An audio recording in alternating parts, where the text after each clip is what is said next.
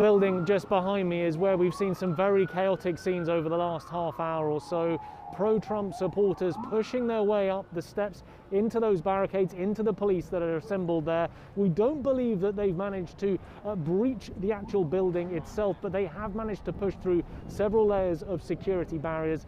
We've also got reports of people who've been coming back this way, someone who was covered in milk that he tried to use to get the tear gas out of his eyes. It's unclear if it was police firing the tear gas or some other element down there, but we do know that police were using pepper spray to try and push back the pro-Trump supporters who were up there trying to breach those barricades. Also reports that the police have been using paintball pellets, firing them from the top of the pillars into the crowd to try and push people back. And on top of that, as you mentioned, the evacuation of two of the buildings up on Capitol Hill, Madison Building and the Cannon Building, lawmakers being told by Capitol Police to evacuate. Some lawmakers not managing to do so. We're hearing on Twitter they're sheltering in place.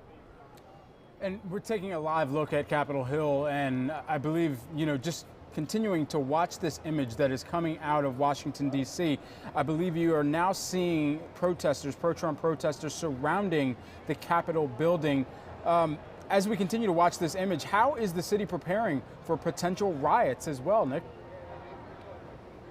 Yeah, quite incredible scenes. And as you can see coming past me, we've got absolutely thousands of people, including this enormous flag that will be coming our way in just a minute, and I imagine going over the top of our live shot here. But Capitol Police have been preparing for several days. Many more police have been out on the streets. We know that the DC mayor has called in about 350 National Guard to be out here to try and keep the peace.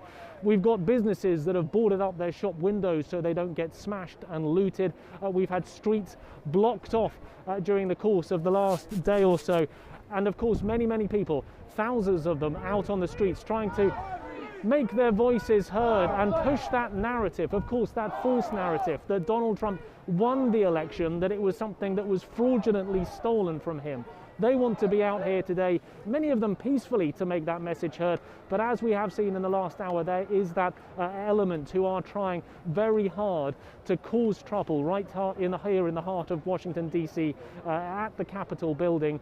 Of course, inside the Capitol building, those discussions still going on the way to certify the results of the election. Outside, chaos with the supporters trying to storm the building.